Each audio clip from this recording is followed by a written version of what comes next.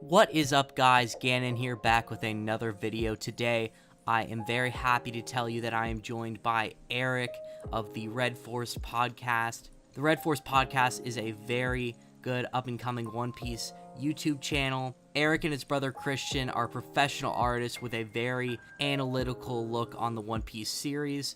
They're very good at relaying the canon information that's happened in the actual manga of One Piece. They know it like the back of their hand. They're very informative, and I know a lot of you guys who are subscribed to me really enjoy watching that kind of podcast you like discussion, where you can just kind of leave your phone or tablet on and just listen to it while you're doing chores or homework. So if that's something you might be interested in, I am leaving their channel link in the description. Please go subscribe to them. They really deserve a lot more support. But with that, guys, me and Eric today, we're planning on kind of doing like the connection of Moria and Thriller Bark to Wano, but we kind of just ended up talking about everything that happened in Wano Act 1, because of course I like running off on tangents, so I hope you guys enjoy.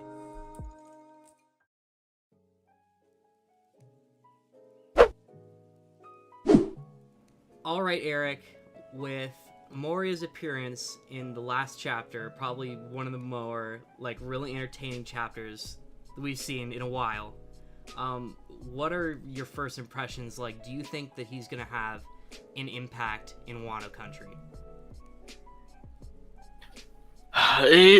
Here's the thing, right? We saw Moria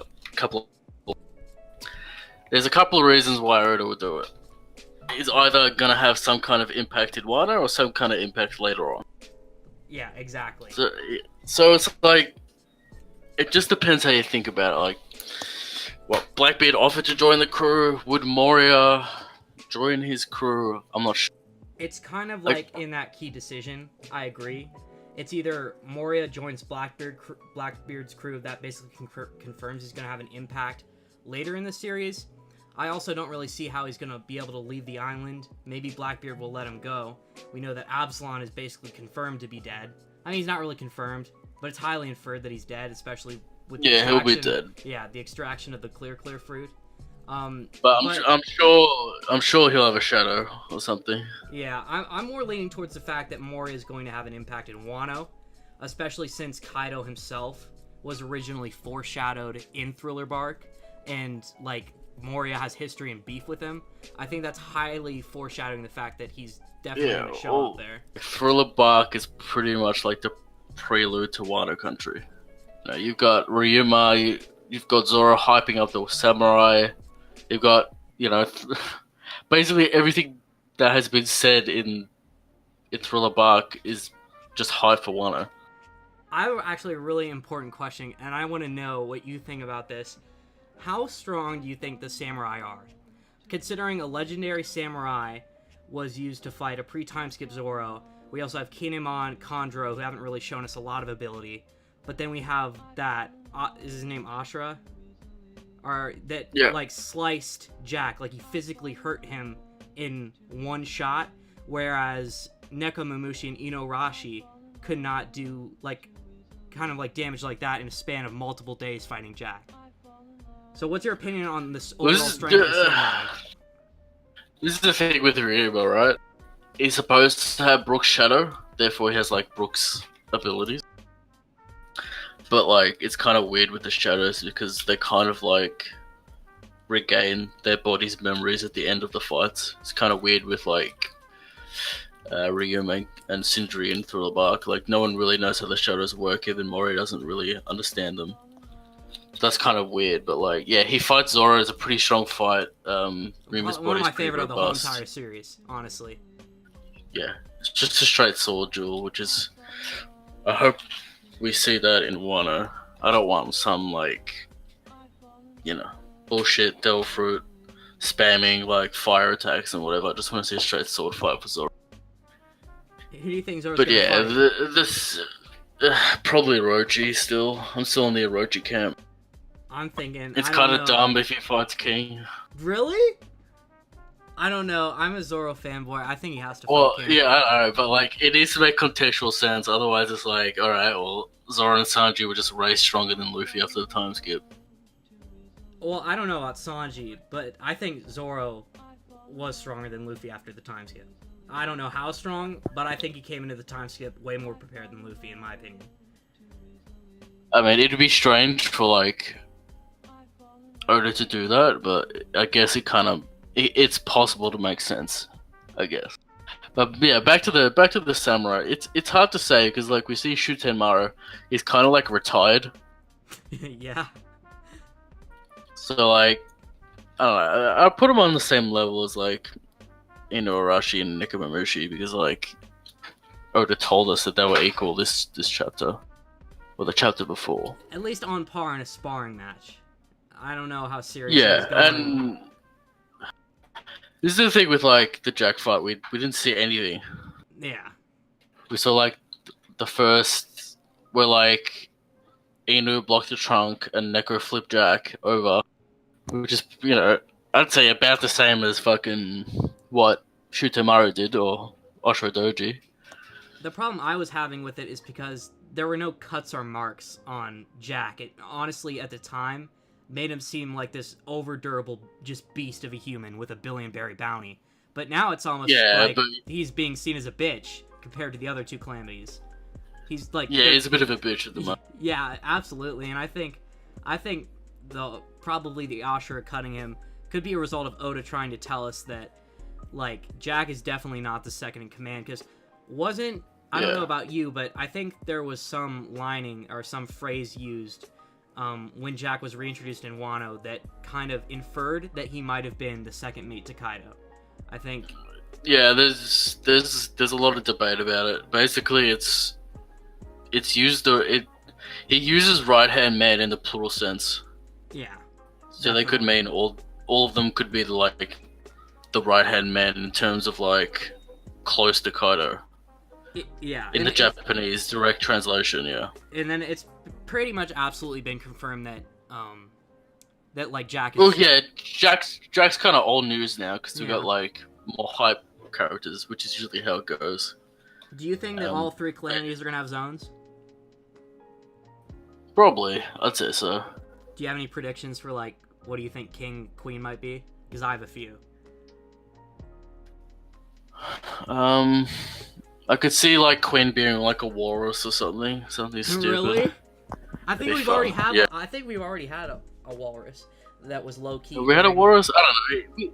We could have a different model. It doesn't really. Yeah, I think there was like a low key walrus, or at least walrus themed character during. People are saying like frog because of the plague stuff, but I'm like, I was thinking those don't really connect to each other. No, I was thinking a locust if it were going off the plague. I was thinking locust. Yeah, like a giant ass locust. I usually go off their like designs to like tell me what kind of dog fruits they have. Gotcha. So King, I saw this something round. So. I saw this really cool fan art of King being a griffin. Which would a griffin? Cool. Yeah, he's got those big ass wings. Yeah, he does. I don't know what the fire's about. It could just be like a cracker thing where he's got like fire on his back for no reason. Or I mean, griffins could spit fire, maybe. I don't know. Yeah, but I don't know. King's an interesting guy because he's got a katana and everyone's like, oh, he's gonna fight Zoro. That's exactly what I was thinking. And also, he's got a clear connection to Impel Down. Like, it's obvious. His uniform, it's like almost straight matching Shiryu's. Like, he's either maybe a previous jailer or maybe a previous warden. He definitely had some type of high position in Impel Down previously. And I don't know, I think King is like badass. Like, I love the whole Gimp theme he's got going on. Yeah, it's a weird... I'm not a big fan of King's design just because, like, it's too black. Gotcha. Like, I need it. Show me like a little bit of contrast in that design. Otherwise, it's just gonna be like, all right, well, this dude's just got like no expressions on his face because he's wearing a mask. By the way, guys, Eric is like actually a professional artist, so if anybody's gonna critique art designs here, it's him. And I mean, I kind of like it. I don't know. I'm kind of a normie. I look at it off first glance. I think it's pretty badass. Everyone thinks it looks cool, so I'm probably in the minority. But yeah, Queen. I don't know what people think about Queen because I haven't really asked them. But I also love Queen. I think Jack is Queen. I think Queen's gonna be like the standout like character in Wano, where like King's gonna be more like the kind of badass swordman dude. Do you think? But we're Go we're ahead. definitely not gonna get the same level of treatment that Katakuri got because this is like a different situation.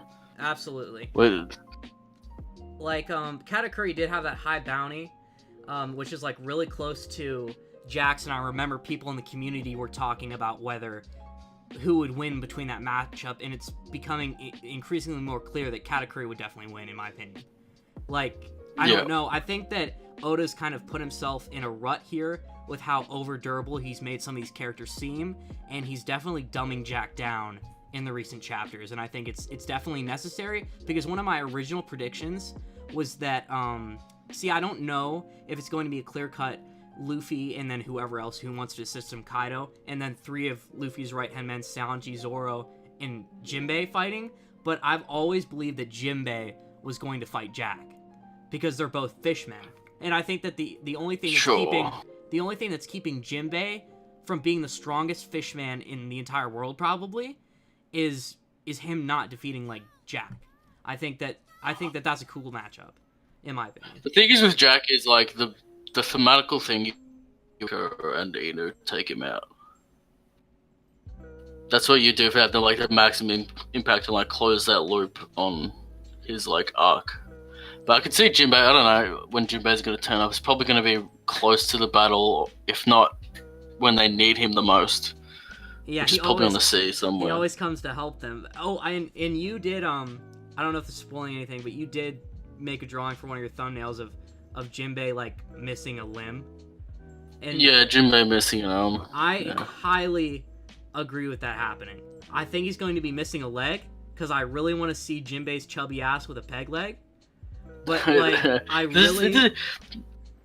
Go ahead. This is the problem with like people losing arms, legs, right? Oda doesn't want to give him peg legs. Yes, I know. We need a peg leg, dude. It's like only one character can have a peg leg, and that's Zeph. No one else can. No, come on. All right, I want. If there was anybody I want to see a fucking peg leg, definitely Jinbei's chubby ass. That'd be so funny. And I mean, it'd be so corny if all of them got out of Whole Cake alive, scot-free. That's honestly disrespectful to Big Mom's character. And sure, but like they're fishermen and they can just swim away. Yeah, I know, but I'm talking about like if Germa and the fishman got away, like with no casualties. I don't know. Because how does I'm that sure happen? Aladdin and shit would be fucked up. Yeah, there's got to be There's got to be some exchange there. I'm thinking Jinbei's got to be like fucked up in some way. He's definitely not gonna die. Oda's not gonna troll us like that. People who say Jinbei's gonna die are insane. Like, Jinbei wouldn't die off camera. Yeah, no, they wouldn't do that to his character ever. But yeah, I think the samurai are like close to, I don't know, anywhere between Frankie and like Zoro, somewhere in that like bracket. That's actually perfectly explained. I don't see Zoro losing to anybody who's not. I don't see Zoro losing again. I'm such a fucking. Yeah, Zoro said he won't lose again. Yeah, I'm such a Zoro fanboy. Zoro will not lose in the traditional sense. His fight might be, postponed or like stalled, but he won't lose. Yeah. Like Luffy just got his ass fucking handed to him. I think people are distracted by King right now, and consider this: Oda hasn't shown us Orochi yet. Yeah, but there is context clues that lead me to believe that he's a coward. You know what I mean? It's interesting because that could be like a cultural thing with Japan, how like people like fear ghosts. Yeah. That kind of thing. And also like, I don't know. He's kind of like superstitious. Almost. Superstitious, and it seems like him and Odin had some kind of thing. And we know Odin was a powerful swordsman. Yeah, obviously, he was probably. We're gonna get some backstory more on Odin from another source, possibly, because Odin's daughter and wife are not confirmed to be like dead yet. Possibly going to get some more backstory from Kinemon or the other samurai, because there are more samurai out there who we haven't met, right? Is there like 1 or 2 more? Well, we saw the Manslayer this week. Manslayer. I don't know if I missed that detail. Oh, He's it's like got a the silhouette the- of him. yeah, Right, and yeah. we saw his wanted poster. He's got like a scythe. So that's one of them. How many more are there? I've not There's been. one left. That's like there's like 3 samurai, and then there's all like the fodder guys. Okay, gotcha. We got Ashura, and then the other two, and we don't know who's in the cage, but it's probably the other one. Yeah. I mean, And dude, yeah, the what's happening in the jail right now is badass. Luffy and Kid training with sea stone cuffs, lifting all that weight. yeah. It's like a mini It- training arc almost. Like, It's good. It's good for them because they need it. Like Luffy hasn't like lifted a weight. and you know what is keeping me from liking Law's serious character is because I don't see him do any feats like that. He seems to me like he has no superhuman capabilities. Yeah. Well, and the problem with Law is like he just relies on his Zelfrit way too much. Yeah, way too much. It's ridiculous. The moment he's hit with a fucking sea stone nail, he needs to run away like a little bitch. By the way, I want to get this out here, and I want to know what your opinion is on it. I think the original theory was that all the supernovas were going to come together. Well, it was one of the original theories, and they were going to help defeat Kaido. I don't see that happening with Hawkins. I think Hawkins is a total bitch. I think that there's a lot of context leading to him just not assisting Luffy whatsoever, and he's going to be more like an obstacle. Well, if Hawkins doesn't join the Straw Hats, someone's gonna have to fight him, and that's like setting up to be Law because they've already had 2 like scuffles. Yeah, I agree, and I am so happy what they're doing with Eustace, like Kid and Luffy right now, because Kid, be it may like he's low-key evil in a sense where he's done some bad things, he does have the true essence of a pirate, and that's probably respectable by Luffy. I think that Kid is going to be, obviously it's kind of already inferred right now, he's going to be the true ally of Luffy. And these Whitebeard, Shiki, Roger parallels are really becoming evident now. I want to make it like a completely entire separate video on that because that just got me like really excited. And then another thing I would like to comment real quick, really happy to see that Kid is also, like, he seems strong now. Like, he is capable of those superhuman feats similar to Luffy. And I always thought, because of his Devil Fruit, that, I didn't think his Devil Fruit was ever that impressive. Well, we all knew this day would come for the Kid fans that like their thoughts were justified. It just took this long. Yeah, I've never been a Kid fan until now. I'm heavily rooting for him. I don't like Kid. I need to see way more to actually start liking him as a character. This week kind of helped showing his like rivalry with Luffy in a way, but I need to see like what he's about before I like start giving him points. I'm sure his strength is comparable to Luffy, but like we know what Luffy's done to get to at least 500 million belly bounty. I want to know what Kid's done to like do to get that bounty. Oh, it's evident, like, back when, like, before, like, pre-time skip when they first met him, that he got that bounty for slaughtering people who just talk shit about him. And that's kind of like bullshit to give Luffy a rival that hasn't, like, done anything. Yeah. Like, Luffy's done so much compared to all the other supernovas. Like, if you gotta make a legitimate rival, like, Kid actually do stuff. Absolutely. Do you think, I think it's probable that Luffy is definitely, at this point, the strongest supernova. I think he is. Well, yeah. I mean, he's got to be. He's got the most feats. He's got all these abilities up his hand. And, what else was I gonna say? Fuck. It depends on the role. Because if it's like Luffy and Kid versus Kaido, that could be interesting. God. But I don't know what kind of power. I don't know what kind of power ups we're getting. I don't know who's fighting who. It's kind of up in the air again. Do you think every week I change my mind on what's happening? I see. I'm like, there's so many theories out there on how they're gonna defeat Kaido, and I'm fucking clueless. I don't even want to begin to guess. In a perfect world, I would like to see Luffy coming out of the Wano arc with the true strength of an emperor. Like, because it's gonna be hard. He has now a fake emperor title. People who aren't true One Piece fans think that Luffy is an emperor. They're normies. Luffy is not an emperor in any shape or form. It's so evident. He's got an undeserved bounty. He has a strength nowhere near comparable to any of the emperors right now. And then that's another thing I wanted to talk about before I finish this point is Luffy is just not an emperor, and that's my point finished. But I'll say I think Blackbeard probably, because his bounty is the first bounty of an emperor to be released in the series, right? Yeah. And very exciting.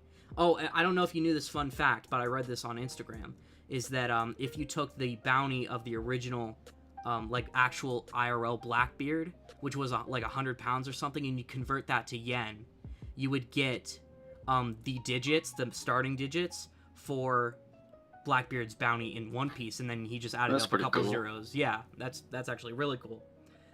But I think Blackbeard, being the newest emperor, has the lowest bounty of them all, of the actual 4 emperors. My prediction... Well, yeah, it's just... Yeah. It's just a rule of, like, shonen. Like, you always show the lowest first. Yeah. If I were to make predictions for the rest of them, I would say that if the highest one is probably going to be Kaido at probably about 5 billion. Somewhere up there. I think it's so deserved. He has so much history. I don't know. He's legendary. It's just the thing is, like, I don't know how high Oda's gonna scale it. Because, like, what's Dragon gonna be, like, 10 billion? What do you mean? Dragon's not... Dude, Dragon is not strong. Well, Dragon's supposed... Yeah, I'm aware, you're going off like, the he's most supposed wanted to have man in the world. Most wanted man in the world. He's the most dangerous to the Navy, the world government. But the thing is that, does the world government want people to, like, know that by giving him the highest bounty? Do they want them to know that he's, like, actually a threat? That's one of the arguments being made. Most wanted man in the world doesn't mean you have to have the highest bounty, I guess. You know what I mean? It's honestly... Yeah, but, like, I don't know. It's weird. I can see, like, all the emperors, like, about 3 mil. I don't know if they're gonna scale all the way to 5 billion, because there's, like... What? Kaido's worth double Blackbeard? It's weird. Yeah, I think 4.5 to 5. That may be like a crazy estimate for me, and I might be saying this head ass right now, but like Blackbeard has been a Yonko for 2 years. The other Yonko have been Yonko for ages, you know? Probably.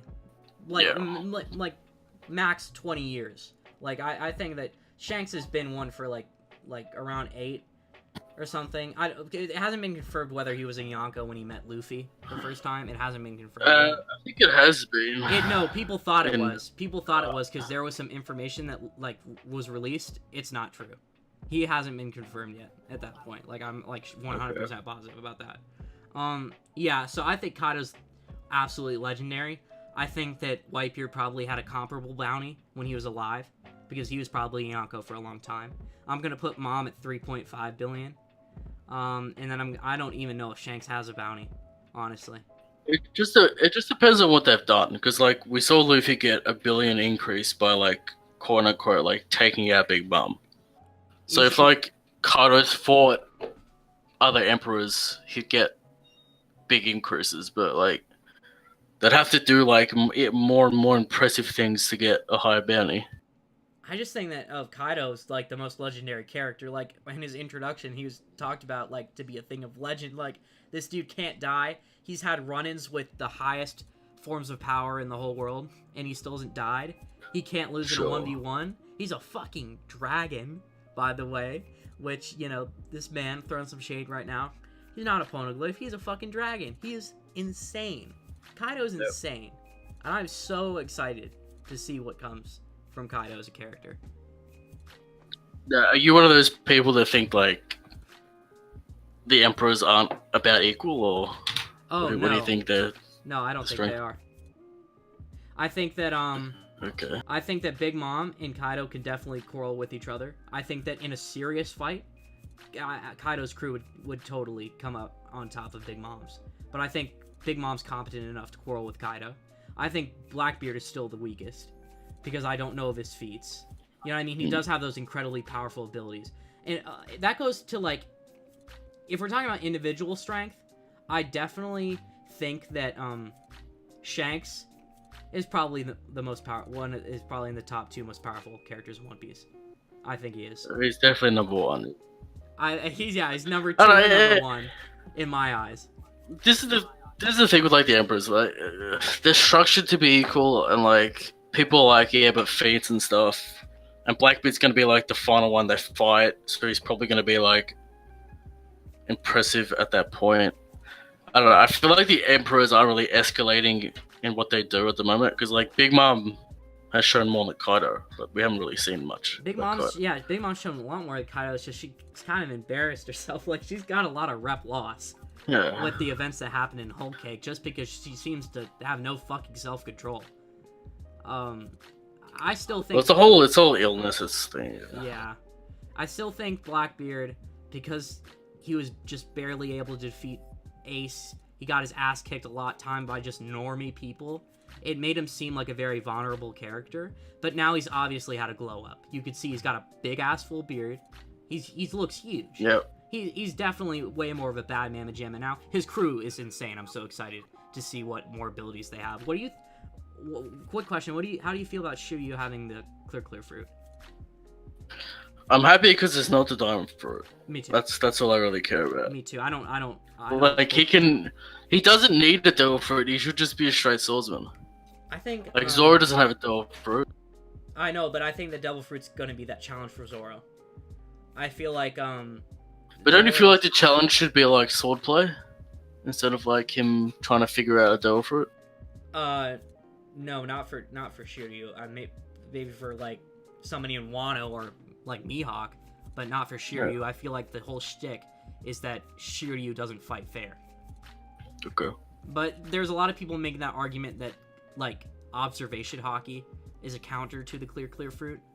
I don't think it's gonna be as simple as that. Obviously, I think it's gonna be pretty cool. Yeah. But yeah, well, just because if like Moria turns up, that means Blackbeard's probably turning up, maybe. So we might see Shiryu do some stuff in Wano. Okay, and then if we have 3 Emperors on Wano, it's gonna get busy. I'll ask you this final question, because I think we've covered pretty much a lot of the stuff that needs to be talked about, like in Act 1. If the Emperors were to all make a conflict in Wano, especially with the Revolutionary Army now making like huge like executions, how close do you think we are to the final climax of the series? Like if all this shit were to go down. Usually how I answer the question is like Wano, then Elbaf, then Raftel, then the Marines, and then that's it. I don't know why we feel we need to go to Elbaf. Well, we definitely need to go to Elbaf because like it's one of the legendary races. It's probably gonna link back to the Will D and the family and the past. Then we don't know where the last poneglyph is. It's probably there. Big Mom's got a connection with Elbaf, and then the Usopp dream needs to be completed. Fair point. So fair point. There's a lot. It'd be weird to go from like Wano straight to Raftel. Yeah. But we're still missing like 2 poneglyphs. So they've got 2, and then Kaido probably has 1. Kaido has 1. We don't know where the last one is. The last one, you don't think it's in the possession of the world government? It depends how you view the order of the series, right? Because we remember Whitebeard saying once someone finds the One Piece, there'll be a great war, and Sengoku doesn't want people to find the One Piece because of what the One Piece is and what it means. So if the world government would have a poneglyph, that'd be a reason for Luffy to fight them, but that'd be before he'd be the Pirate King and find the One Piece. So it's kind of like the order's off, in a way. Gotcha. So you're putting it Wano, Elbaf, Raftel, and then Final War? Yeah, well, me and Christian pretty much came up with it a couple of weeks ago, last week. It's like, we think Kaido's going down in Wano, Big Mom's going down in Elbaf, Blackbeard's going down in Raftel, and then we fight the Navy with the Rev. And then after that, we can complete people's dreams that we need to. And like, kind of like a prologue style. Actually makes a lot of sense. I was more thinking that Wano's definitely going to be the end of Kaido. I think it's like pretty much inferred. I don't know. I don't know if he's gonna die. You could hold him and impel down long enough. Oh for, no, like, I mean the it's story going to be the end of him as a threatening character, as an obstacle. Well, he needs to get out of the way. Yeah, definitely. Unless I don't know if Oda's gonna wants to do like the final war with the Navy, have everyone as well, to like give the fans dream matchups that they always talk about. It's kind of like a hard thing to predict because we saw that kind of like blew up in Naruto's face. Yeah. In the end. Yeah. It's difficult to do with so many high level characters because, you know, if Kaido goes down now, we'll never see like Shanks vs Kaido, all that stuff that people want to see. So it'd just be like always theorizing, but you never know. Oda doesn't give us what we want. You never know with Shanks. That dude literally shows up whenever the fuck he pleases and does whatever the fuck he wants. You know what I mean? Do you think we'll get Mihawk flashbacks in Wano? I don't know. I don't know if we're ever gonna see a lot of these off-screen legendary fights ever. I'm a firm believer that we're not going to get any background information on Roger or his abilities. I don't think we're gonna see Mihawk versus Shanks clearly. I don't think so. I think it's possible where like one of the samurais reminded, like he sees Zoro and it's like that he reminds him of Mihawk, and we see like a little flashback of like them just standing there. Maybe like young Mihawk like a little flashback where their swords like cross and then the sea fucking like parts because it's so powerful, like something insane like that. But yeah, I still think Orochi's like a powerful fighter. Moria is like, I'm gonna give it like 80% he's turning up to Wano just to close that story. And is he going to be an ally to Luffy? It just depends how much he hates Kaido. I think because like we know he hates Kaido, but it just depends. Does he hate Luffy more or does he hate Kaido more? He probably hates Kaido more because he destroyed his crew. So I mean, Luffy it then foiled his other plan, so it's like you choose between two evils, and then I'm pretty sure he's gonna have to pick Luffy in the interest of the storyline. It's not like he's going to side with Kaido in that situation. That'd be stupid. And then, you know, get into the whole, like, power-up situation and what's he going to do. And it gets complicated. So, hard to say. We'll just have to wait and see, man. Yeah, like, absolutely. Wano's spicing up. Wano is definitely fucking spicing up.